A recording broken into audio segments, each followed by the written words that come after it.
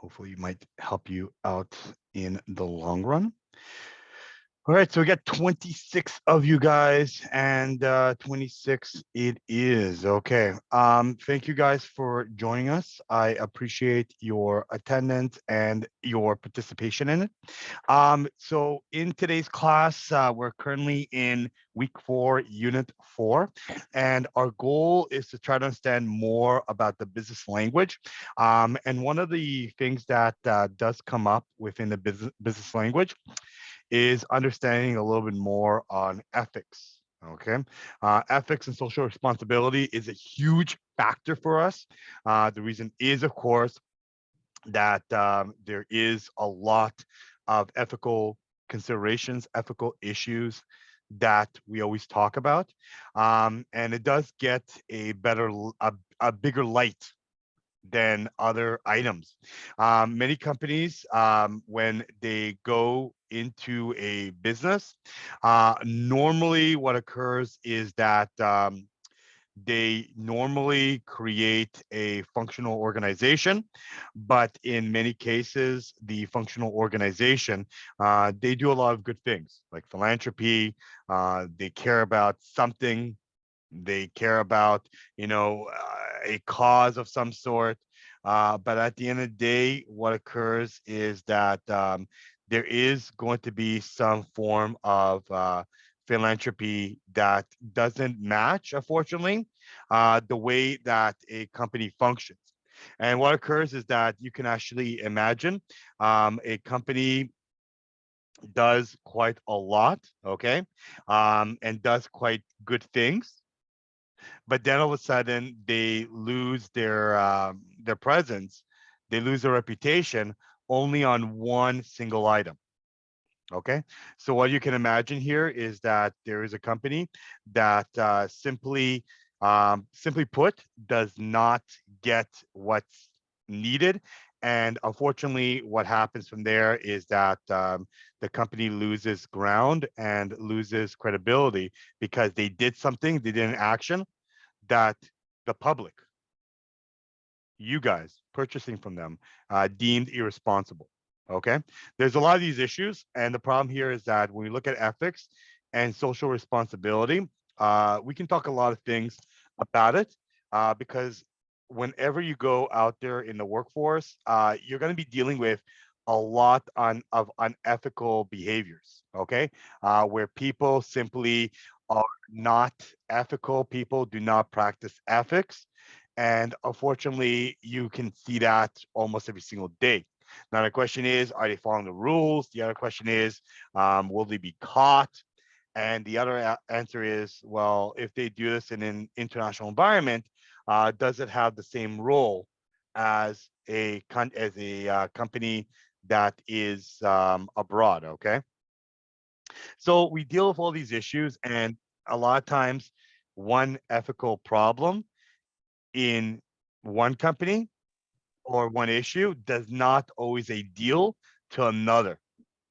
So what occurs a lot of times is that you deal with an ethical issue, but in some cases, there are different ways that people kind of comprehend on ethics. For example, if your company is making a product for under about $4 and selling that product for $80, is that ethical? Okay. Some people say no, because clearly, for your company to get that product, they don't share their profits fairly. But they work with an international company, and that international company is satisfied with the fact that they're supplying that your company $4 for the product. Okay. Then there comes the other issue that we look at, that there's a marketing side to it. Okay. There's building, there's cost in the building, there's cost in marketing. You can't just go after a company and accuse a company that makes you the brand like Nike and Adidas and Apple and all your favorite companies. You can't go after them and say, listen, your products cost this much to make, yet you're charging it so much, but I'm ignoring the fact that there's transportational costs, there's insurance costs, marketing costs, you pay people, all right, and all these things. And at the end of the day, I'm ignoring the fact that in order for us to make this product, there's all these hidden costs that I'm just not putting together, and I'm accusing you of having unethical standards. That's one way of seeing ethics. But the other way of seeing ethics is a company that breaks laws, a company that litters, a company that abuses its customers and also its environment, as well as its employees. So there's different ethical issues, and what we're going to be talking today about is learning them as well. So we're going to look at the definition of defining what business ethics is for us. We're going to explain what it means and how to act in an ethical manner, especially in business, because you can see a lot of times where somebody is very well oriented. They're very loved in the community. They're a parent, they have kids, they care about their families, they have pictures all over their desks of their family members and loved ones. They're people, okay? But then when they go to work from 9 to 5, they don't show that niceness, okay? They don't show that, they go to church on, the weekends. They don't show that they are very much, part of the community. They show that they're hungry for power, that they're competitive, and that they will do anything, including, you know, yell at you, harm you, become unethical towards a employee. So a lot of times they're not doing it because they're mean, unless they do really, really great harm. But they do it because they are in a business environment, and we say that in a business environment, you either have to act up or not act at all. Okay, and it's a very hard thing to take in for many business students. You want to be a nice person, you want to be comforting, but at the same time, you have to follow the business guidelines. Okay, and you can't just give in to a certain issue. You have to kind of make sure that everybody does what's it's needed. So we're going to explain why we study business ethics, why students, especially in business, have to understand what business ethics should be. We're going to identify ethical issues that you might face in business. Things, of course, like bribery, unethical behavior, rationalization, insider trading. Sometimes you may be dealing with conflict of interest. So what happens, for example, where you work for a company, but that company is your husband or wife's. Okay, is that ethical? Is it ethical, for example, to hire your kids? Okay, I even worked in a government company where they literally hired their kids, and when I start to work there, people were like asking me, who's your dad? It's like, none of your business my dad is. And then I realized they're asking me who's my dad because they think that I got hired here because of a parent. I did not, which is funny because I got hired there because of a friend. A friend referred me to it, and I got a position. So it was kind of interesting to see that some of my colleagues, they received the position because they have a parent there. Okay, and in the 1960s and 1970s, people literally finished school in Centennial. They went to a government office. They knocked on the door saying, "Hey, you got a job?" Usually, you put your name down. They call you back, and you received a really nice position. Okay, that was in the 1960s and 70s. Literally, jobs were open everywhere. Okay, and these people, they were in their 20s, and right now they're now in their 60s, maybe even 70s, retired already, and they had such a huge role in their position in the government with sometimes little to no education, that they became comfortable. Okay, they liked the position.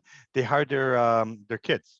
Okay, and some people saw this as unethical. All of a sudden, we need a business analyst. We need somebody with a good Centennial College education, and yet you're bringing your son or daughter who doesn't have what we need, but yet you're pushing the envelope for uh, him or her. Okay, so we're going to identify the steps you need to maintain to show integrity, honesty in the business environment. We'll also define what corporate social responsibility is, CSR, we call it, and try to understand a little bit more about why companies are responsible not only for themselves, but also for the stakeholders, including their owners, employees, customers, and the community, because we all play together a role on what this needs. Okay. And a lot of times when we are going to understand what this means, we're going to understand a little bit more about, how organizations conduct themselves. Okay. So we talked about, the owner, even though they cannot control everything, they have to take responsibility. And so do the employees. And the employees must show, front lines what we do and how we do it. Because if we don't, unfortunately, what occurs is that in many different cases, we harm the community. So it means sometimes when you go abroad, and we're going to have a class on international global business, there is going to be a situation out there where you work in a company, but that company might not be fully ethical where they go abroad. So to be ethical, for example, we may have to build a road, we may have to build a school, a church, a community center in that new country, new area, and that doesn't mean that we just want to leave it. We want to make an impact on the community. So a lot of times you'd see it that there are many different examples, and that's what I'm going to bring in next class, where when we meet again on Wednesday, I believe, correct? Wednesday. We're going to talk a little bit more in detail on what ethics means and how to make things right. Okay, because I'll show you today, there are things that many companies do that do not look right. Okay, they do things on their own premises, and even in today's day and age, companies do it for their profits. So even right now, like for example, like um, I just want to show of hands, maybe raise your thumb up with an emoji. How many of you use social media? Social media, Facebook, Twitter, Instagram, TikTok. Yeah, of course. All right, we do. All right, Egbert does it. Everybody does, right? We all use it. Okay, we use it on a daily basis, and we know that. Okay, and and usually what occurs here is that they make their own policies. Okay, so when you started, me, of course, Joshua, when you use their social media, they update their terms and policies. They change their platform. They make it a little bit harder for you to use it. Okay, and they're when they tell you, hi, we did an update on our social policy, a lot of times they have fine print that they say, listen, we may share this with a third party. So they may share your photos, they may share your information. Okay. All of a sudden you click on Facebook and you see, hey, we know you're in Centennial. Do you want a special Centennial credit card that can give you 10% cash back? How do you know I'm in Centennial? Well, they took your information. Is that ethical? Okay. Well, clearly you may think it's not, but you agreed to it. Okay. And if you did not agree to it, unfortunately, there's really no repercussion here unless, you have a VPN or something like that. That's about it. Okay. So you're kind of in a loop. Do you want to be on social media? Yes. Do you want information to be given away from you? No. But it's kind of like a balance here. Okay. So we're going to talk a little bit about ethical areas, identifying ethical companies, and how companies can prevent behaviors, things like that are sometimes beyond, of course, what was right and wrong, like sexual behavior, sexual harassment, people being bullied, mobbed in work. How can we stop that? Okay, so we're going to talk a little bit about how to avoid what we call the ethical lapse, and why should you not rationalize when making a decision, because sometimes your decision might be a decision that maybe is not always agreed upon.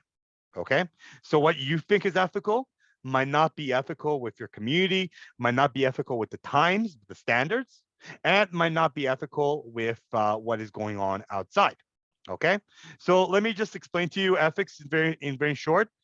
I went to school When I started college, it was in like the, late 90s. Okay. We had ethics back then, but today's ethics is completely different. Okay. Things are new. Things are, more open. Okay. Things, for example, that,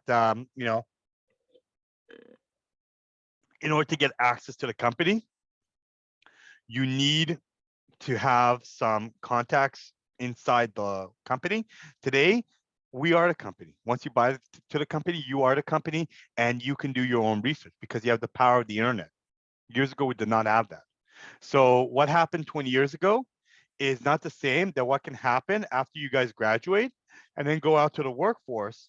And then 20 years from now, in the 2040s, the ethics will be completely different. Okay. So we have to recognize what ethical lapse is and why you should not rationalize on it.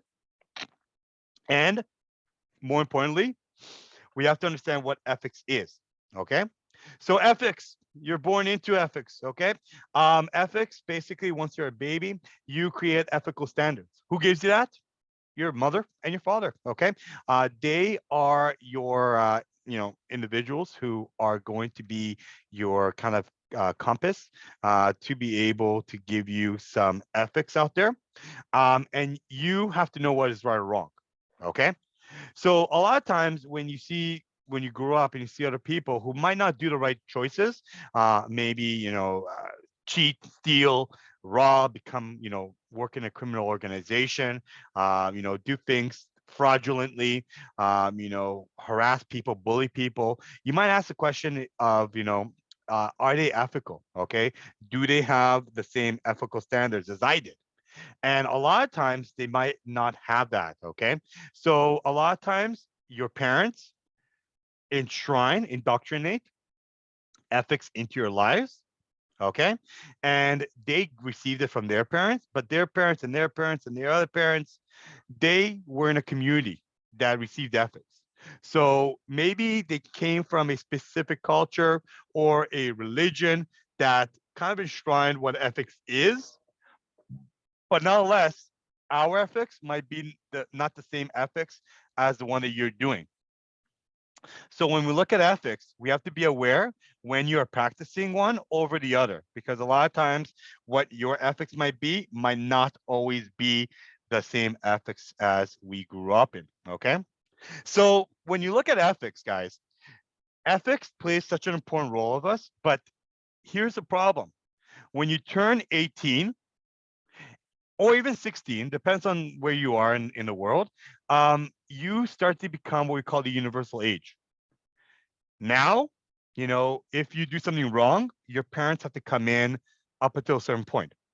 But then afterwards, you're free to roam whatever you want. So a lot of times what happens is that, I grew up with friends who came from different backgrounds, different diversities, and they came from either a family that did not practice ethics according to me, and then when it came out there, they became more ethical.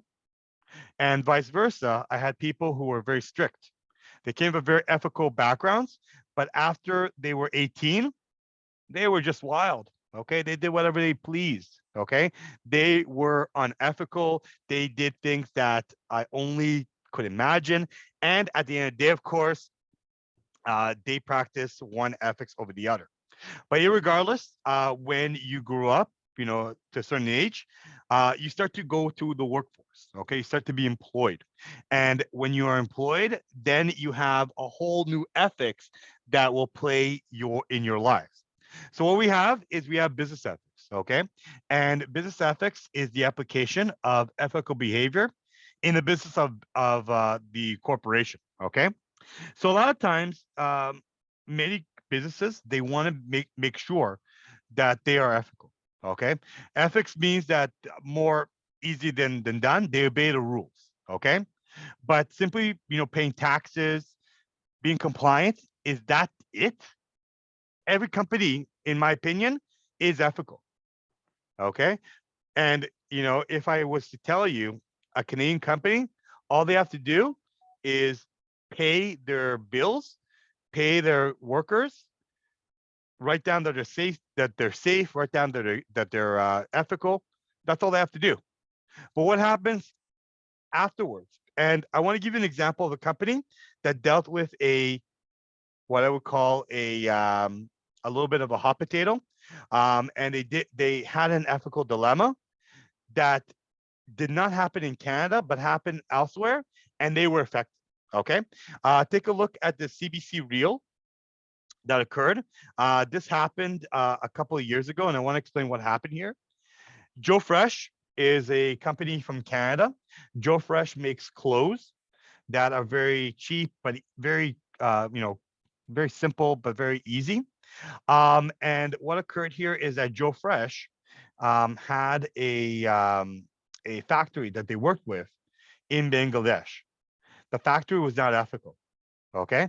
But they did not own the factory. They did not hire the employees. They did not own the building. The building collapsed, killing hundreds of people.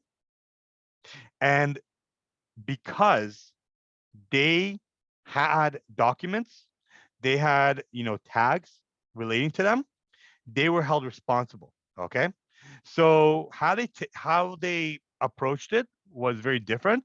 But I want to show you this video to show you exactly what they have done to make sure that ethics played an important role on them. Okay. Take a look at this video I have for you guys. And hopefully let me know what you guys think, especially when you are, trying to become an ethical leader. Does this resonate with you, and would you do the same? All right. So what I'm going to do is I'm going to share my sound and my screen with you. Take a look at this video and let me know what you guys think with closed captioning about what happened with Joe Fresh in Bangladesh. There was no denying a Canadian company's connection to the garment factory that collapsed last week in Bangladesh. A photo of a Joe Fresh shirt amidst the rubble quickly hit the internet and the front pages. Can you guys hear it? The company behind Joe Fresh already promised assistance to the victims. Yes. But today, owners spoke publicly for the first time. They vowed to help improve working conditions in Bangladesh, and they called on other companies to break their silence on the tragedy. Haver Gould has been following this story for us since the collapse, and he has the latest for us tonight. Haver.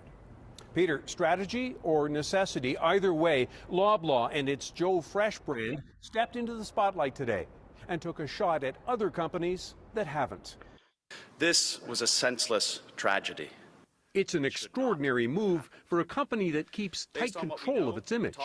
Although it didn't name names, Loblaw claims there may be as many as 30 other international apparel companies that had clothing made under contract at the factory that collapsed.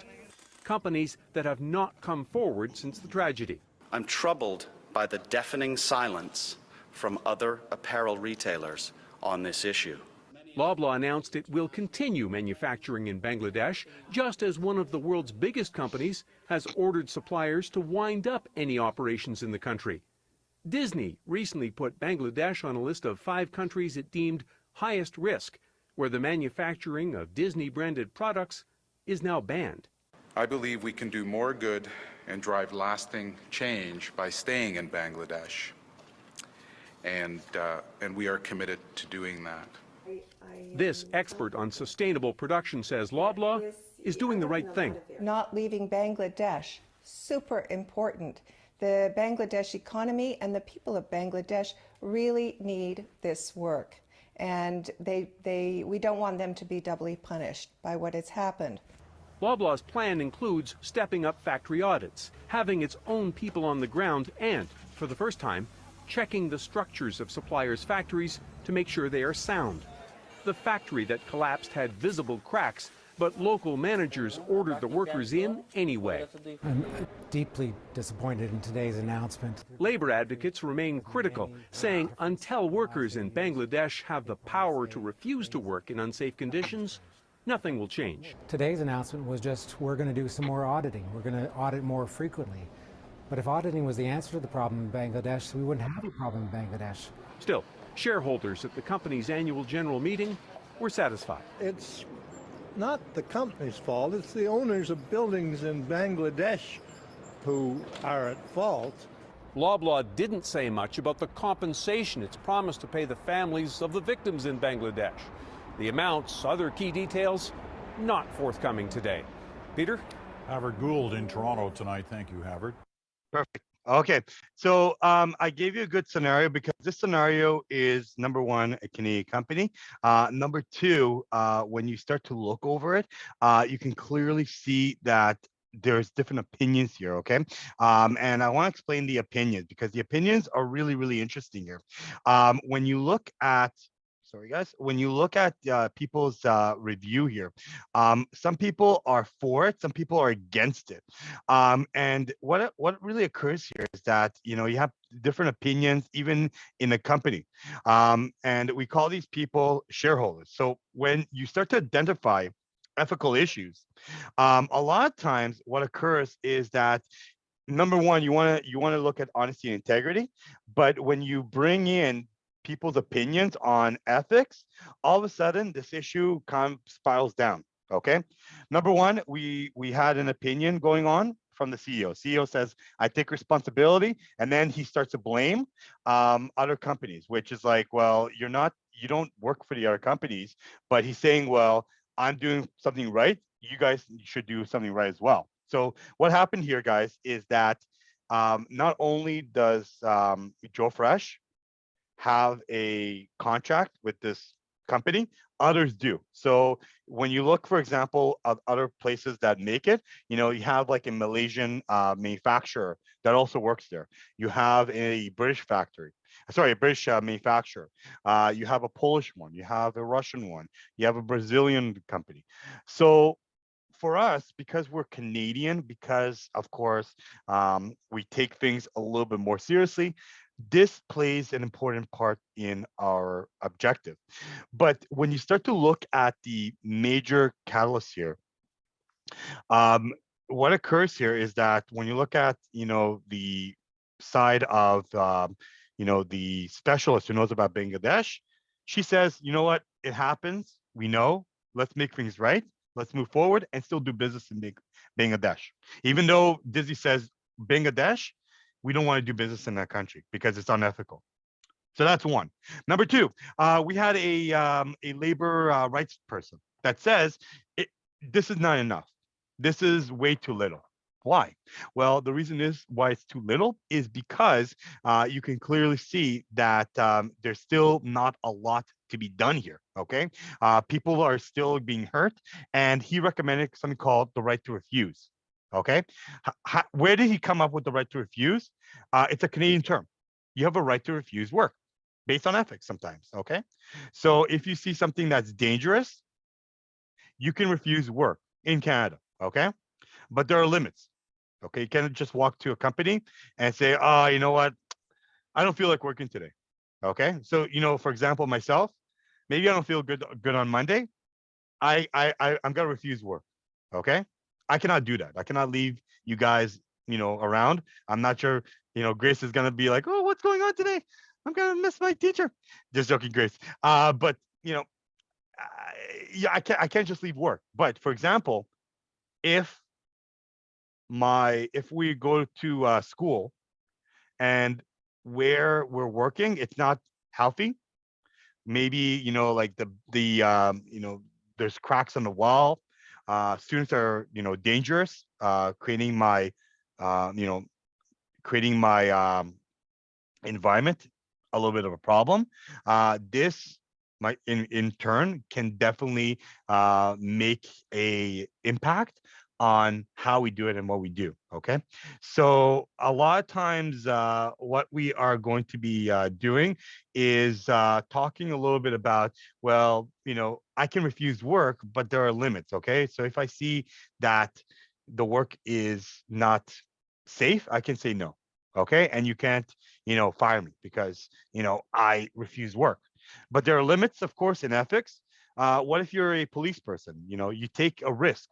Okay, and same thing with me. What if I'm a teacher? I take a risk as well. We all take risks. Okay, but we have limits in our lives, and we cannot simply just say, we're packing up, we're leaving, and this is what we need to do. So we have to maintain honesty and integrity. We have to be honest with ourselves. We cannot just lie here, and make sure that we're following, of course, the code of conduct. Okay. So whenever you look at ethics, you definitely want to identify your own personal conduct here. You want to make sure that while at work, you want to focus on your job. You want to focus on making things right. Don't appropriate office supplies, for example. Okay.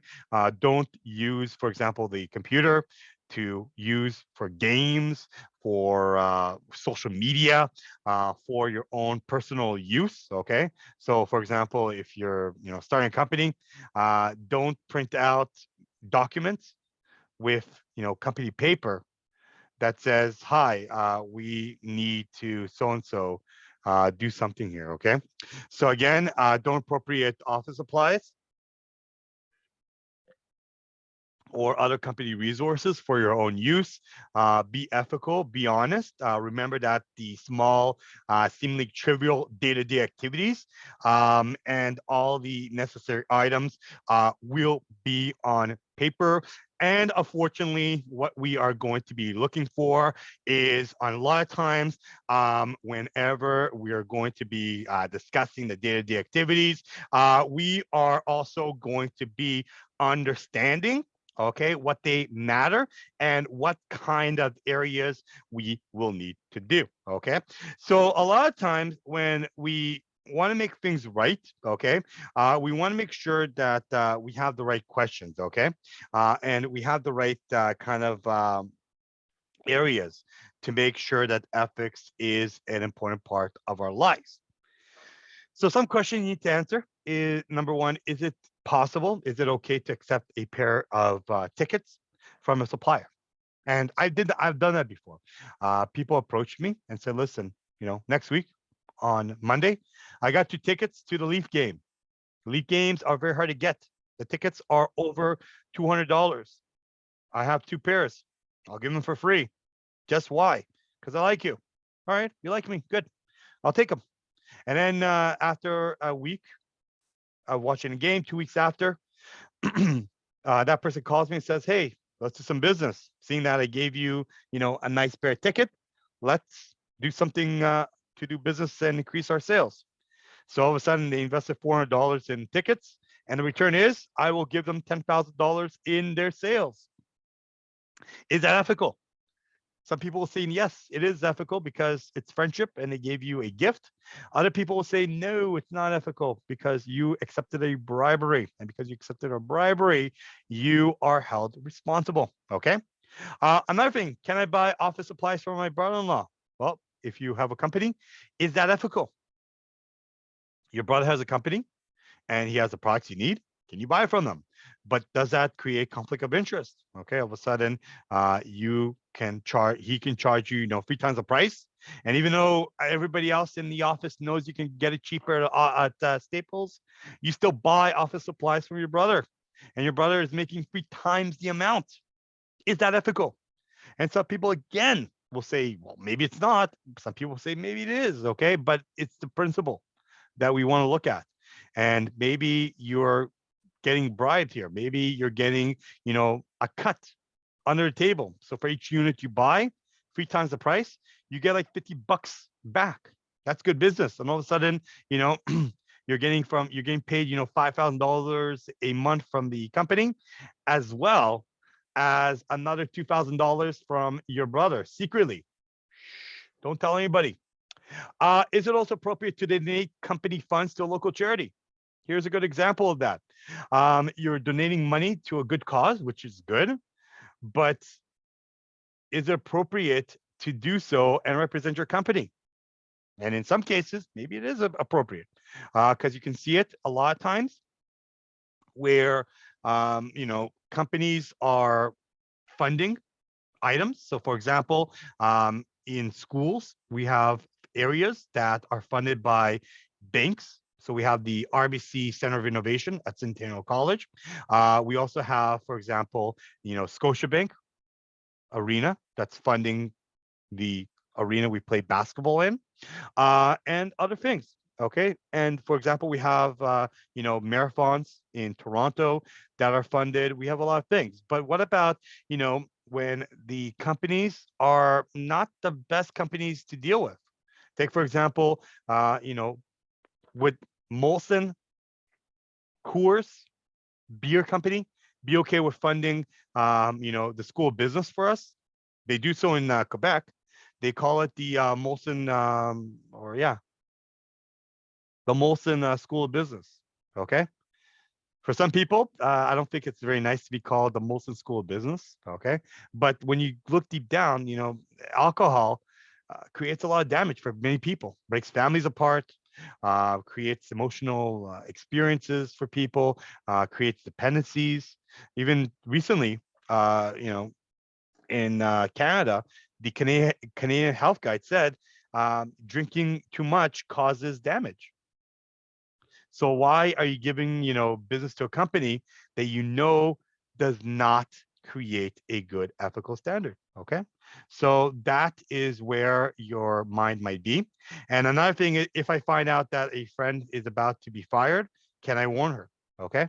So here's another good example. You work with a friend, and that friend, from maybe a rumor that's going on. You hear from a boss saying, "Listen, I think the end is coming for our good friend Charlie," and you hear about it. And because you're in maybe leadership position, should you tell that person, "Listen, you're gonna be fired"? Okay, you have to prepare. Okay, is that ethical? And what happens is that maybe you misread the room, and they're not going to be fired, but all of a sudden you know they hear that they're going to be fired and they resign, and then it turns out that they're not really fired, and then basically all you did is created that kind of flame in the pit that you think that they're going to be fired. Is that ethical? Okay. So this is where I want you guys to look at and come back to me and ask me, well, based on identifying ethical issues, are these questions that we have right here, are they legitimate in answering our needs for ethics? All right, guys? All right. So again, we always have conflicts in our lives. Okay. There's always conflicts that we deal with, conflicts where you have one opportunity and you want to get another. So conflicts always are brought up. So a lot of times you have conflict of interest where, for example, you may be working in a company, but somebody who's working in the other company, and doing business creates a conflict of interest. Okay. Sometimes you may hire somebody. Okay. And then you say, well, you know what? I think I know who to hire. I'll hire my friend. Is that a conflict of interest? And some people will say it is. Others will say it's not. Other times you may have, beyond conflict of interest, a conflict of loyalty. Get this, guys, conflict of loyalty. This means that you're loyal to the company. Company pays you a salary every single week. Company pays you money and beyond. And in a conflict of loyalty, what this means is that if you see something that's unethical, do you tell it to somebody? Do you explain to somebody that this is unethical? All right. And a lot of times when you are, showing ethics, possibly conflict of loyalty does come up and it becomes an issue. Okay. And sometimes you may want to say to yourself, well, if I tell the media about this, number one, I may be fired, but number two, the company may shut down because of me. And that means that I do not get paid, but I did the right thing. Is it worth it for me? And a lot of people will say it's not. It's not worth it for you to do that. And other times this will create a conflict of loyalty. Okay. So again, if you see that your boss, and you're loyal to that boss, is doing something illegitimate, this can be a conflict of loyalty. And sometimes this may mean that you will tell maybe somebody in HR about this, knowing that it can create a lot of problems. Okay, guys? Then, of course, we have bribes and gifts. Gift, we can give you a good gift out there, but some people will see gifts as a bribery, meaning that if I scratch your back, you scratch my back. Okay, so if you give me something, I'll get something in return. But sometimes it can be a gift. Okay, so for example, what happens if you take your suppliers to dinner?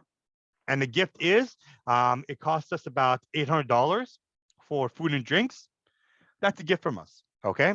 Doesn't mean anything, but it means that we want to build business, not build bribery. Okay. But other times it may mean, for example, if you want to do business, you have to pay me, $2,000 just so that you can start your company. Okay. So again, some code of conducts here is that there is what we call the Bell codes of conduct. According to Bell, Bell is a good ideal company to get to understand here. Bell, of course, the company that provides us with TV, media, internet, phone, land phones too. They provide us a lot of things. They have their own, what you can do, what you cannot do. Okay, guidelines. I took it a little bit. I took a little snippet, but I cut too much of it. But there are things like business and entertainment, according to their business conduct, that you can do. So, of course, you may accept business entertainment forms of meals as long as they are modest, infrequent, meaning like it's not every week, and as far as possible on reciprocal basis, meaning that if they tell you that um, you know, come to dinner, but the idea of dinner is we want to talk business, maybe you have to reconsider that. Okay. Another thing is that there are occasions where there's like hospitality and gifts. You may accept some gifts, but again, they have to be in modesty. Okay, mementos and customary things, not business related. So again, if you get a card with maybe some wine for Christmas, it's not harmful. But if you get a random in the middle of the year bottle of wine saying, "Hi, let's do some business," that will be considered unethical. Okay. So read over, if you have time, on the idea of corporate social responsibility and what Bell does. But please remember that many companies have what we call CSR, corporate social responsibility. And we're going to define it in the next half of the class. Corporate social responsibility is the approach on making sure that a company takes a balance and responsibility towards different stakeholders, different areas when pursuing legal, economical, ethical, and social decisions in their company. Okay, making sure that we do things right. Okay, so not everything is right. Okay, not everything is right. Is it right to fire people? Is it right to make a product and make a lot of money from the product? Okay, what do you do with it? Okay, so a lot of times we cannot always get the right answer. And unfortunately, when doing things right, and you look at the corporation and the managers, you want to see that the owners are doing things right, okay, when things are wrong and making the right decisions. You want to see that the customers are happy and also are not taking advantage of our righteousness. Our workers are satisfied and are making strides in showing a lot of sympathy and support. And of course, our suppliers. Okay, our suppliers are, of course, supporting us and making things a little bit much more better. Okay. And also, we look at our communities. We want to make sure that communities are happy, and we want to make sure that everything is done in the best possible way. So, a lot of times when you look at customers' right, okay, customers also play a role in ethics. Number one, of course, the customer should be right to have a safe product. Okay, a product that doesn't harm them or kill them. And we'll talk about what is a right product altogether. And of course, the right to be informed about the product. So if the product is defective, if the product can cause harm, for example, like in Canada, you can see on labels if it causes, for example, itching, if it causes swelling, if it does something for your body, definitely you can take care of. And you have the right to choose what to buy. Okay, you have a right to choose if you want to buy or not. You're not forced to buy. Sometimes you want to buy that item, but they bundle it and they tell you if you want to buy, for example, this item, you have to buy all these items as well. So that is not legal. And of course, as a customer, you have the right to be heard. So if there's a problem, you can complain. If not to the company, you can complain to the government and tell the government this product has caused harm, and you have to make sure that there is remedy out there so that either I can sue them or I can get some compensation for the damage they have caused me. Okay, so customers have a right, and you guys are customers. You're customers of Centennial. Okay, irregardless, you have a student ID, you get marks, you are a customer. You pay tuition. All right.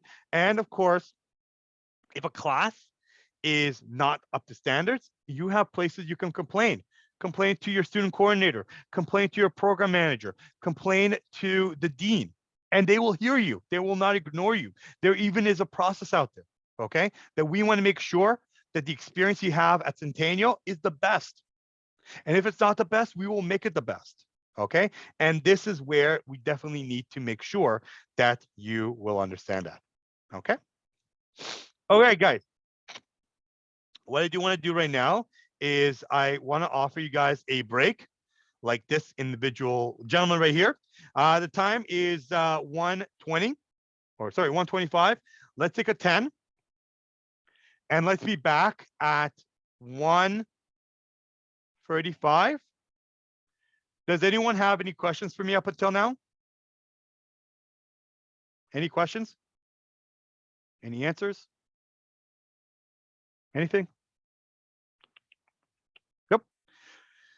Okay. All right. Not. Oh, we got some fan mail from Vivek Gibson. Says no, and I'll agree with him. No is the no. All right. Not a problem. So let's take a break, guys. Be back in 10, and we will restart. Thank you. Good. In my class for the meantime. Okay. So we talked about ethics. And a lot of times when we look at ethics, we talked about the customer. At the end of the day, how the customer perceives you is the most important. So a lot of times when you look at customer being protected, the company has to do their responsibility, their due diligence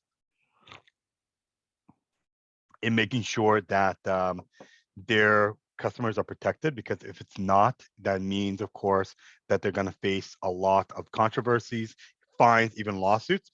So even the provincial and territorial consumer protection legislation in every province of Canada does protect the customer at the end. Okay, so customers are buying goods and services. If they're buying things that are fraudulent, buying things that create harm, damage, and death, we want to make sure that they're protected. We also want to create contracts that are going to be easy to explain. A good example of that is when you look at contracts, especially from cell phone companies, which in my opinion, I say they're ethical, like we saw with Bell, but a lot of them have these contracts that simply go for so many years and do not protect you against anything. So what happens, for example, when you cannot afford your bill? What happens if your cell phone is defective? Okay, so there has to be a sort of a leeway there, and a lot when I was working at Rogers, they had this idea where, if you buy a cell phone, as long as you keep the box and everything's intact, the first 15 days and 30 minutes, you can talk for as much as you want. But if you go over that, then it means that unfortunately you're left with the phone. But in some cases, you're stuck with the phone for up to about 36 months. Okay, so for 3 years, you're stuck with the same cell phone and unfortunately cannot get an upgrade. And if you do get an upgrade, this means they in the middle of your contract, they add an extra 2 years.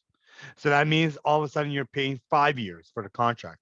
And many people complained about it and they saw this as unethical because number one, many of them were not informed. Number two, many of them decided that unfortunately, this kind of agreement should not have been done. And they took it up with, the department that deals with consumer relations, and they had to make sure that they don't do it. Okay. Same thing with contracts. We talk about gyms. Gyms are notorious. Okay, not because I need to go to the gym, but also the fact that gyms want to keep you there for a long time. So if you want to break out the gym contract, it should be very simple, not hard and bullying. Also, when you look at purchase, maintenance, or repair of work, even motor vehicles, it has to be done easily without any problems. And sometimes there are agencies there to report credit and collection of agencies practice. They have to follow rules and regulations, not harass people and make them suffer. So a lot of times when we start to look over the ethics side, ethics does play a vital role in what we do on a day-to-day basis. So again, when we start to look at ethics, ethics does create a lot of protection, especially legal ones. So consumer has product safety. So there are divisions that are protecting you against safety of the product you buy, from food safety. So there are chemicals, bacteria that can really harm you. So we have, for example, in eggs and tomatoes, just to name a few, salmonella. Okay, that's a bacteria. If there's a breakout of salmonella, and it can really do harm. So a lot of times we want to make sure it does not. Also, packaging and labeling. So a lot of times when you package the item, it should be safe, and also information should be there. Okay, because a lot of times when you go to the stores and buy an item from Walmart, Canadian Tire, or beyond, you get a box. But if the box is only a box, you do not know what's going on. So a lot of times, for example, I think I got a box here. This here is a box of electronics, and it literally has, for example, down here, guys, all the necessary quality requirements. It tells you what it is. It's in French and English. So if I'm a French Canadian, I can read it. It tells me what it's for. It tells me all the information. It even tells me where it's made in the Philippines. Yay. And also tells me, of course, if there's a problem, what do I do with it? So there's warranty on it, there's wattage, your contents, user guide, everything. Okay. And inside there's also a note. Okay. So again, I have the limited warranty package, and it tells me what happens if there's a problem, who to contact. If they don't have that, that could be a problem. Okay, so they tell you exactly what you have. They even tell you the supplier declaration of conformity, that they conformed with the right target. And of course, what happens, for example, if there is a problem. Okay, so assume, for example, I get shocked by this adapter, it burns my house, or it does something similar, then I can take recourse and hopefully fix it very, very soon. Other government protection legislation is anti-competitive practices. So price fixing, misleading advertising, telling people that this is like, $20 for sale. You go there and then it says like, oh, you didn't read the fine print. The first 5 customers will get it for $20. Everybody else will get it for the regular price. That is unethical. Sometimes privacy complaints. So if I was to give information, if they do not they give this information to other people, and it's used improper, then of course I can take them to court. And of course, what makes your community vibrant and what do you support? And a lot of times when you look at it, you want to make sure that this is going to be an important part for you. Okay. So a lot of times, whenever you are going to be talking about what makes your community safe, I want to give you a different perspective, and I want to talk to you guys about something called the Ford Pinto. Ford Pinto was a car made in 1970s. It caught a lot of people's attention because it was made unethically. And I want to make sure that hopefully you understand the whole reason behind it. And to give you a better idea, I want to talk to you guys about what Ford Pinto is.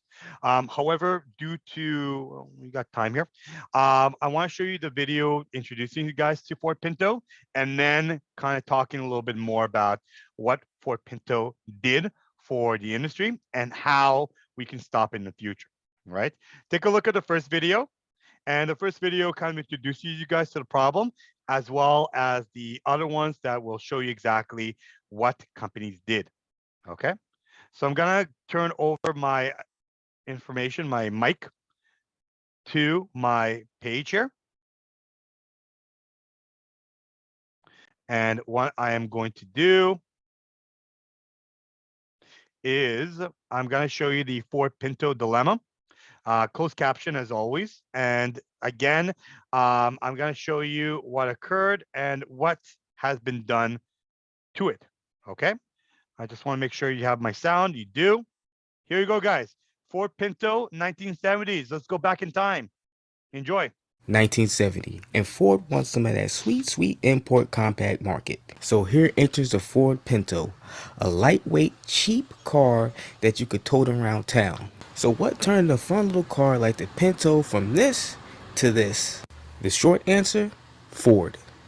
Ford wanted the Pinto on the streets as soon as possible, so it had one of the shortest production times ever. It was only 25 months. Now you're probably thinking 25 months isn't a long time to develop a car from scratch. And you'd be correct. Problems with the Pinto became apparent shortly after its release on September 11th, 1970. 2 months after its introduction, 26,000 cars were recalled because of an apparent accelerator, and the problems of the Pinto would only get worse from there. Now you're probably wondering how much worse. How about cars catching on fire worse, which is the worst kind for any car? Because of the Pinto's design flaws, it was susceptible to catching fire and low-speed rear-end crashes. The reason for this was the position of the car's fuel tank. The Pinto design placed a fuel tank between the solid live rear axle and the rear bumper. Standard practices for subcompact cars of the era, but became a deadly flaw for the Pinto later on. The fuel tank flaws were exacerbated by a reduced rear crash space, a lack of structural rigidity in the rear, and an almost decorative rear bumper. Ford was accused of knowing the car was unsafe and refused to change the design because money. In 1972, the Center of Auto Safety petitioned the National Highway Traffic Safety Administration to recall the Ford Pinto to address the fuel tank position issues, but the NHTSA didn't find enough evidence to recall the Pinto, so didn't. The Ford Pinto wouldn't be recalled for its fuel tank issues till 1978, only after public scrutiny and Ford fearing public relations damage from the reports of this car's deadly fire hazard. Approximately 117 lawsuits were brought against Ford in connection with the rear-end accidents of the Ford Pinto, and the two most prominent of these cases was Grimshaw versus Ford Motor Company and the state of Indiana versus the Ford Motor Company. The deadliness of the Ford Pinto and the Ford Motor Company's reaction to it is still a stain on the company to this day. And those factors are what led a lot of people to call the Ford Pinto the worst car ever built. And with that said, I'd like to bring this video to a close. So thanks to all the people that support this channel. I'll catch you guys in the next one. Okay, so clearly what you have seen here is a car that was made by Ford, was considered to be harmful, and as a result, what happened here was that the car is blowing up in people's faces, and the company simply did not do much on it. Okay, and then there was an ethical standard. Okay, why did you, for example, take a piece away where it created this particular problem? So what occurred here a lot of times is that whenever you are going to understand a little bit more on the ethical parameter here, the idea here is that you want to make sure that those ethical parameters are going to be in place. Okay, so a lot of times when we look at recalls, companies do what we call the formulas, and I gotta show you that the other video for it, but I'll keep it to another day, where there is fault, but then they do the calculation to assume what kind of fault we will be in. And then when we put this item into our recall, the idea that we want to put ourselves into is understanding that those recalls are going to be in the standard itself, okay? The idea here is that whenever we're going to be understanding and looking at the recall center, whenever there's going to be a certain formulation, the idea here is going to be that there is going to be some form of principle that they're going to be assessing. But the idea is that there's another side to the story about ethics, and the other side is the idea of the principle. Okay, so there's based back in the 1970s, there was a specific economist that went around schools like Centennial and other universities, and he started to talk a little bit more about ethical procedures, the ideas that will relate to you on the parameters of trying to make sure that whenever the kind of grimp is going to be in, the idea that's going to be made sure that it will happen here is that if you buy a product, there is a principle that you're paying into the product, okay? And the idea is that whenever you are buying into the product, okay, the idea can be, okay, that this particular product, okay, is going to be based upon the idea of ethical standards and the principle that are relating to it, okay? So whenever we're going to be understanding a little bit more on the ethical standards, okay, of the project, the principle now says to us that every single item you buy, it's what you're going to be paying for, okay? So for example, take for example our class, our school. You pay the principal to go to school, meaning that you're giving up your time, your investment, your hours, your opportunity for the school. The idea is you want to get a return on it. But let's assume that you are going to go out there in the workforce, but you don't get the same return, meaning that you have another friend that goes to another school. They got a job earlier than you did, maybe 6 months earlier. They also are going to be understanding a little bit more on the procedures of making sure that those ethics on the area that were satisfied from their school are being met. So, 6 months later, you get a job. It's not the same paying job. And all of a sudden, your friend got a better position. That is the principle. And we pay the principle every single day. Okay. You get quality car, but there are, other qualities out there. You buy food, but some foods are healthy for you, some are not. Okay, so that's the idea of the ethical dilemma. And I want to show you another video that counters ethics, that says to you, well, you pay what you get. Okay, it doesn't matter what the outcome is, whether it's right or wrong. It matters exactly what the principle is. And if the principle says to you that you are going to be paying a little bit more, the idea is that you are going to be understanding what this matter should be. All right. So I want to take a look at the principle and understand a little bit more on the grounds of what those principles might be. Okay. So let's take a look at this particular video, and I want to show you exactly what they mean and how they are going to be put all together. Okay. So take a look at this and let me know what you guys think. Okay. And definitely, by all means, definitely look at the pyramid of what social responsibility comes together. Okay. Take a look. Okay.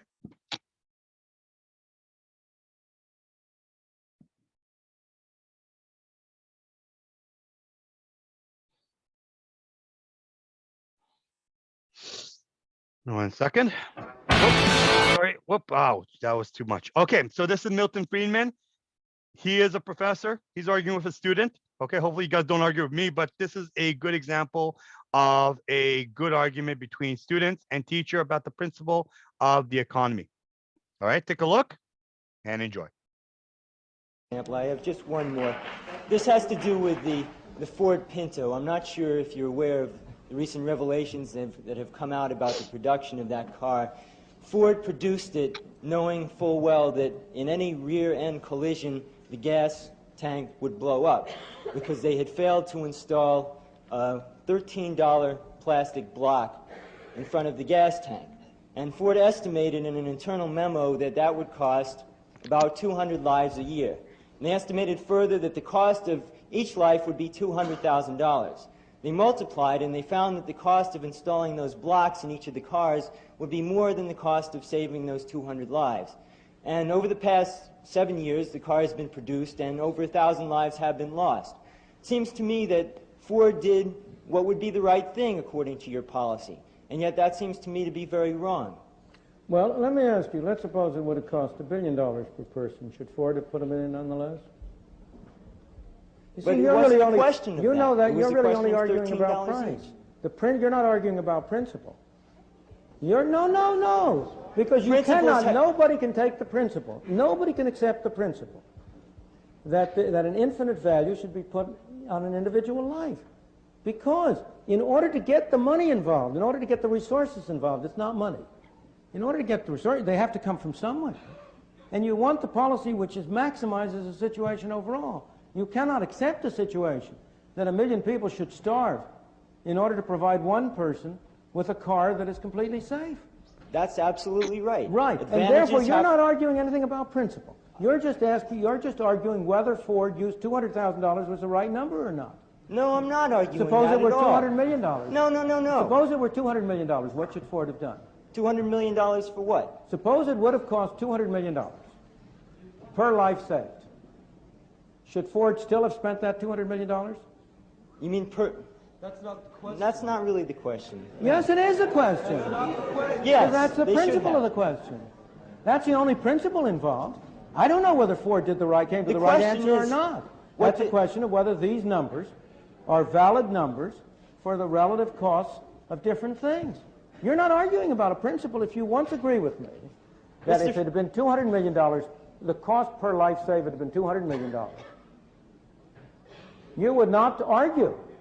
Look, let me go back for a moment. Can I say something in response to that? If Ford had not been able to market those cars in the same kind of economic bracket because of the price of installing this one plastic block, that would be a different question. Maybe Ford could have considered redesigning the whole car so as to make it cheaper. But what we're talking about is balancing advantages and balancing principles. And that's why Just a minute. You're only talking I'm a about supporter of abortion. Therefore, I don't believe that every single human life is sacred. I believe that principles have to be balanced. And yet, I don't see Ford spending $13 less on each car at the cost of 200 lives a year as being a principled position to take, and yet I think your logic requires it. Suppose it had been one fewer life a year. So that the $13 per car, so that one life, instead of being 200 times, what's 200 times 200,000? It's 40 million.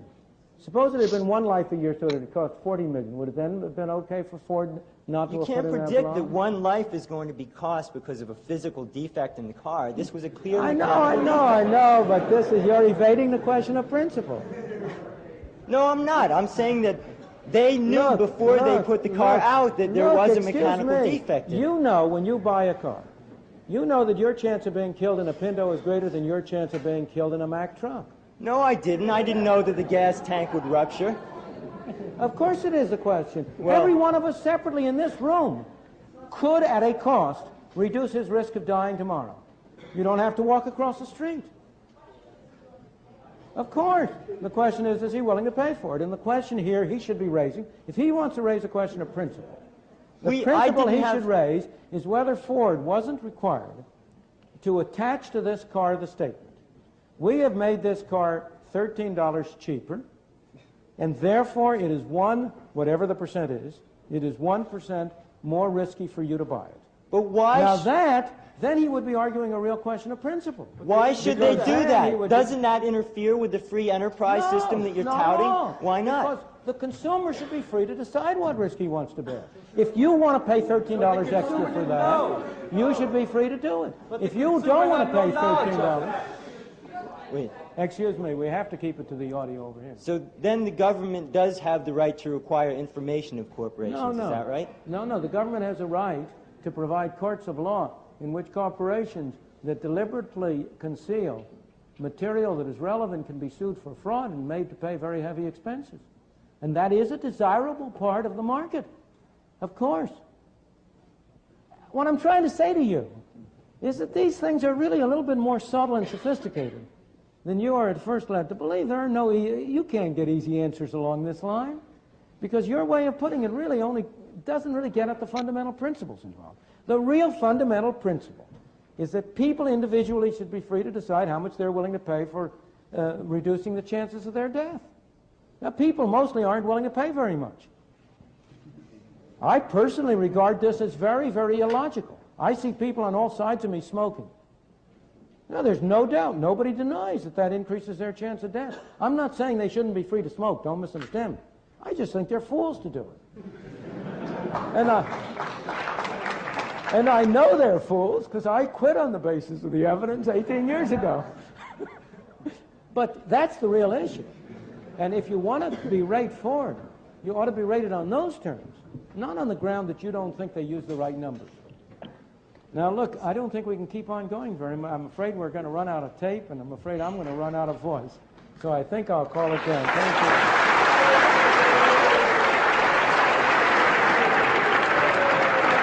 Okay, whoa, too much clapping there.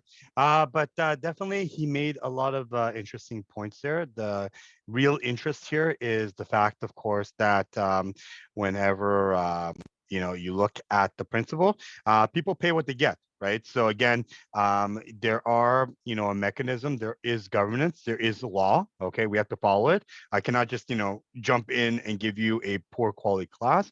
I have to follow standards, okay? And those standards mean a lot of what we are going to discuss here, okay?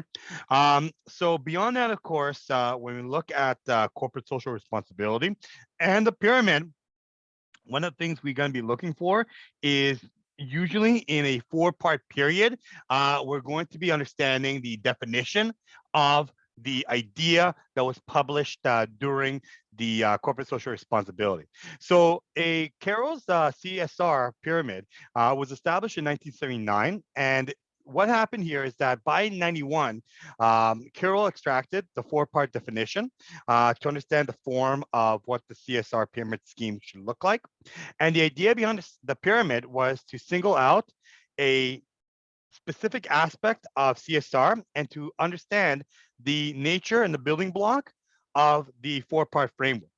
So the focus is on infrastructure of the CSR, and the premise is, number one, you want an economical sound business, but you also want a sustainable business, a business that does not interrupt the lives of people, does not harm the customers, and there is options to buy this item in the future, okay? So a lot of times the Carroll's pyramid of corporate social responsibility was that, number one, you have to be economically responsible.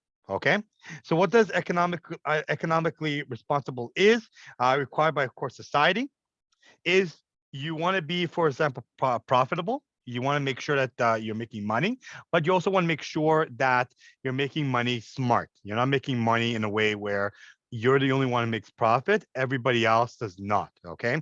You have to give back. And by giving back, of course, you have to make sure you're paying taxes. You have to make sure people are being satisfied and the different requirements are going to be there. Then you have the legal responsibility. Okay, legal responsibility is required by society. Okay, and the idea here is that whenever we're required by society, there is going to be ways that we can obey laws and regulations. So, like he mentioned, that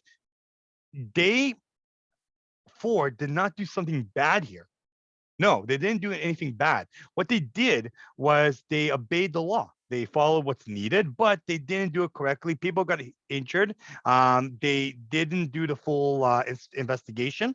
And as a result, it was a little bit unethical. Okay. They have to do what is right and fair. Okay. They have to avoid harm of people. That's ethical responsibility. But of course, the other side is that it's the expectation of society. Okay. Society expects you to have a product and they trust you. So for example, when you look at TTC ethics, when you board a bus, you want a certified driver driving that bus. You don't want somebody who is under the influence of alcohol or drugs, okay? Or it's impaired, or simply can create catastrophic events for you. Okay, you trust it. Okay, so you want to avoid as much harm as possible. You want it to be fair. So, for example, if you walk into a bus And one of the things that they do is that if you have, like, let's say a dollar, $1.50 on your Presto card, they will still let you walk it as long as you have the Presto card, and you owe us money. You'll pay it later, okay? But we want to give you a option so that you're able to have that option altogether, okay? And most importantly, be a good corporate citizen, okay? Be somebody who's philanthropic, okay? Philanthropy is desired by society, meaning that not only are you good to us, you're also a philanthropy, okay? You're giving back to society. So what exactly is philanthropy, guys? When you look at philanthropy, philanthropy is giving back. So, for example, when we have, for example, the school of so and so, and somebody invested money in that school, that's philanthropy. When we have events that are paid for, that's philanthropy. When we have a company that is willing to give us, $2 million for a good cause, that is philanthropy. Meaning that they don't only say that, we're doing good, we want to feel good. And by feeling good, they give back money. And the idea in most, modern economies and modern worlds is that we're going to recognize them. Okay. So, for example, when, a company in Toronto gives money back to everybody, they are going to be in the area of understanding and realizing exactly what is going to be a part of it. Okay. There's going to be a situation that there's going to be a specific argument, okay? And the idea here is that by the argument, when you're going to be looking at it, you're going to be idealizing on the area of figuring out, okay, what those kind of machinery is and what kind of philanthropy work you want to do. Okay, so again, philanthropy work, the idea here is you want to give back to society and make the most of it. Okay. So again, how do you know how do you know a company is actually ethical or not? Well, you have to do the research. Okay. So again, when they're good to their employees, customers love them, investors are happy, and some investors may even say, "Well, I want you to be sustainable, and I want to invest in the long run versus investing short term, making huge profits, and walking away from it." Okay. So everybody agrees that they're fairly treated, their employees good, customers, investors, and the public very, very fairly. They hold every member accountable for their actions, meaning that if there's a problem, somebody will take responsibility for it, not just being ignored, like we saw with Pinto. Lots of people got ignored there. Okay, lots of people did problems. So communicating core values and principles to all members should be important. Demanding and rewarding integrity from all members in all situations should be done, and making sure that there is going to be a welcoming environment even when the worst situations will arise. Okay. So a lot of times, what does it mean to you? Well, when it means to you, we look at workplace diversity and inclusion. Okay. All races and ethnicities, all religions, all countries of origins, all genders and identities, all sexual orientations, all abilities, all spoken languages, all ages, everyone is welcomed, okay? We stand here with you. We stand here for you. You're safe here, okay? Making sure that workplace is diverse, making sure that you have different cultures, you have different people. You're not, ignoring people, okay? That's what people sometimes see as ethics, okay? We're inclusive, we're supportive, and we're making sure that everybody can work in harmony, okay? Then, of course, there's the individual approach to ethics and its personal outcome. When we see ethics, how can you make sure that you do the right thing in the business world? A lot of times, it's taking a leap of faith, okay? And a lot of times when you are going to understand what the leap of faith is, you're definitely going to be understanding what this matter should be and what this idea should be involving. Okay. The idea here is that whenever you're going to be kind of understanding the cusp towards it, you want to make sure that you want to make the right thing in the business world. Okay. Making sure that there's going to be some idealism that will happen, and making sure that you respond to the kinds of challenges you'll be facing. Okay, so we're going to make actions and we're going to make sure that the world will be strongly influenced by a moral character. So sometimes you may not do the right thing, but if you make sure to make ends meet, to make things right, it's your own personal approach. And it comes back again to your growing up. You grew up with ethics. You build those ethics, you convert them into business ethics, and sometimes you may not make the right choice. But again, ethics is all about you, okay? Ethics is very simple. It's picking a door, okay? It's picking a choice. Whether it's a personal ethic or a business ethic, it's very easy about making the right decisions. And when you make the right decisions, even though it's not the most popular decision, even though it's not the most faceted decision altogether, you want to make sure that this is going to be a good example over time, okay? That the example is going to be on the premise of understanding and realizing what kind of areas are going to be a part of, okay? Realizing that whenever you're going to be a good parameter of these particular areas, you're going to be a specific onset of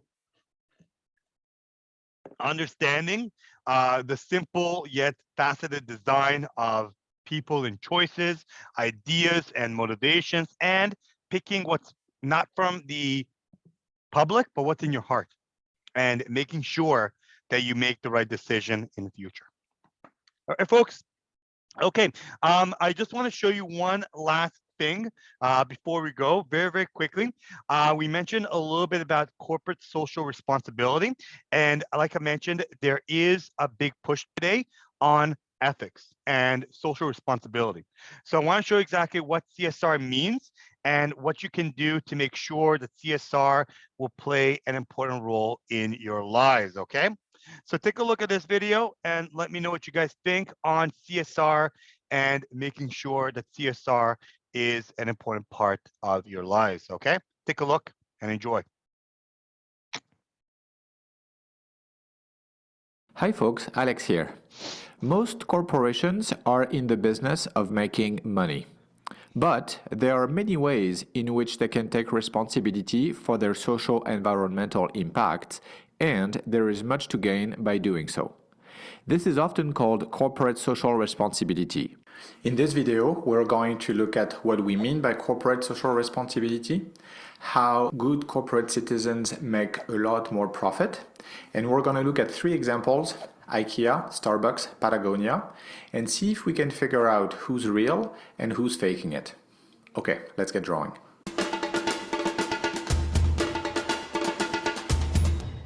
On this channel, we share tools for you to change the world, so subscribe if you're into that.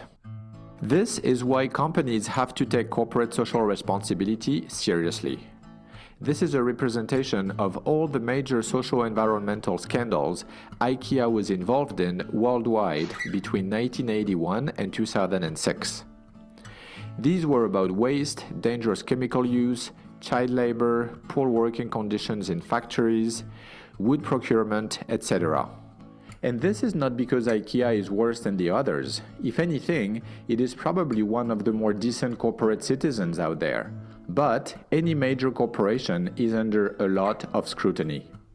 Add to that the fact that 40% of consumers seek purposeful brands and trust in brands to act in the best interests of society. 70% of millennials listed their company's commitment to the community as an influence on their decision to work there. And 50% of millennials said they would take a pay cut to find work that matches their values. CSR matters. Originally, corporate social responsibility was a self-regulated way for businesses to include philanthropic and charitable contributions in their organizational policies. With the emergence of environmental issues such as climate change, toxic substances, plastic pollution, etc., NGOs appeared as well as industry-wide, national and international regulations, and social pressure became greater, forcing corporations to address and report on the way they were running their business. Nowadays, when businesses report on their CSR, it usually includes their business ethics, how much money they donate to charitable organizations, compliance with regulations, norms, standards, and labels, working conditions, how their business affects local communities where they work, the environment, their supply chain, and their carbon footprint. In other words, corporate social responsibility is about capturing opportunities and avoiding risks. According to Bob Wheeler's research, any company that embeds corporate social responsibility within its DNA can increase its profit dramatically, by 51% for small and medium businesses to 81% for a large corporation. Mostly through these 7 benefits. Increased revenue and market share due to better product and more customers, reduced energy and waste expenses, reduce materials expenses from dematerialization and substitution, see my video on circular economy for more details on this, increase productivity and reduce turnover because people like working for a company that does good in the world, and reduce risks on talent management, brand image, compliance to regulations, customer demand, etc. There is the link in the description below if you want to find out more about that. Nope, sorry, one second. Why should you Hold on, just use Miro? one second, give me a couple seconds. No one sees it. With World Miro, of you YouTube. plan together in real. Essentially, Here you go. Sorry about corporate that. social responsibility is now another word for corporate sustainability, and it is just smart business. Let's look at a couple of examples of what companies do. When searching online for companies who are reputable for their CSR, I run into Starbucks many times. So let's have a quick look at what they are doing. On the social front, they claim that their coffee is 98.6% ethically sourced, meaning fair trade. There is no mention of organic.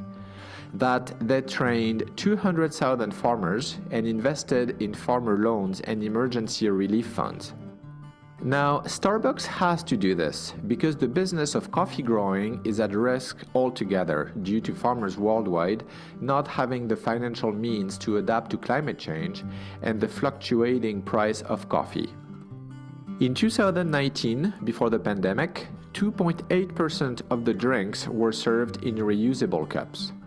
As an order of magnitude, this left more than 3 billion disposable cups going to the landfill. And the disposable cups are made of 10% post-consumer fiber. I personally don't call that leading in sustainability. In a trash audit performed by Greenpeace in 2019, Starbucks also ranked as the 3rd most polluting company in Canada, where I live. Another name that comes up often in the world of CSR is Patagonia. But in contrast, they acknowledge at the top of their sustainability webpage that everything they make has an impact on the planet. On the environmental side, 64% of their materials are made from recycled fibers. And since 1996, 100% of the cotton they grow for their clothes is grown organically. On the social side, 82% of their line is Fair Trade certified zone, impacting more than 72,000 workers. They're also part of 1% for the Planet, providing support to environmental non-profit organizations around the world. More importantly, Patagonia produces videos engaging their customers to buy less, demand more. There you go. As you can see, there can be a big gap between what 2 well-respected companies do when it comes to corporate social responsibility. Thousands of corporations have taken action to become a better corporate citizen because the risks of not doing it are too great and the benefits of doing it are huge. From Coca-Cola to Nike and even Exxon, they all want you to think that they are socio-environmentally responsible companies. But how do you figure out who is telling the truth? Well, to be honest, you have to educate yourself and use your own judgment to read between the lines of companies' slick marketing. For me, a good rule of thumb is to make sure that I look at both how companies make their profit. For example, what are the direct and indirect environmental impacts of their products and services? My video on the sustainability analysis of an iPhone can help, for example. And how do they treat their people and suppliers in the process? And secondly, how they spend their profit. Do they invest in their people, in sustainable innovation, or are they making their shareholders richer? As fellow YouTuber Our Changing Climate explained in a recent video, the money donated to charities can be misleading and doesn't tend to address the root causes of our sustainability challenges. Finally, tools and frameworks like the ones I presented in previous videos can also be helpful to make up your own mind in a rigorous way. There is also a private certification of social and environmental performance of for-profit companies called B Corp. Companies get the certification by receiving a minimum score on the assessment and by integrating B Corp commitments into their governing documents. This will probably be the topic of another video. The good news is, the companies that genuinely put their business at the service of the people and the planet get the goodwill of the marketplace and end up doing well by doing good.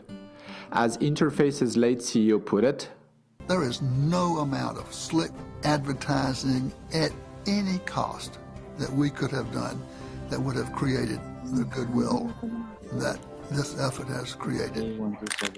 If you found this video useful and are wondering how you can help me make more, you can do this on Patreon. In a nutshell, you make a All right, so that is all she wrote for today.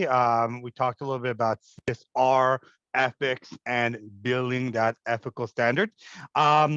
What I would like to do with you guys after, I technically officially released our second assignment. I released the area of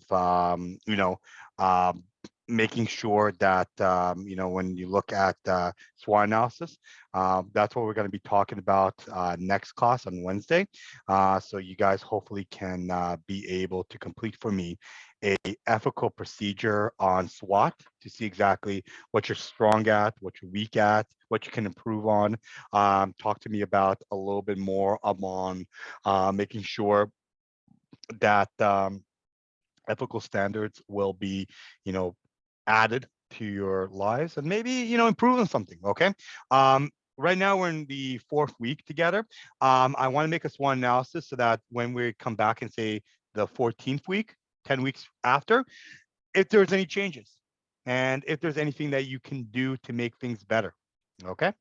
So that is all for today, guys. I hope you enjoyed the class. Okay. Be ethical out there, be fair, be good. And next week, guys, after class, we're going to hopefully give you time to work on the second part of the scavenger hunt. I marked you on the first part, and also make sure to deliver all the items that's needed. Okay. Guys, have a good one. Take care. Stay safe. Stay warm. You need me here, I'll be here till like 2:30. If not, sayonara. Nassim, you had your hands up. Yes, Nassim. Thank you, Professor, for today's session. This is the first time I attend to the live class. I'm from section 18. Okay. I have another question. Do we have any class on Wednesday? Well, if you are you from the 18 class, the asynchronous class?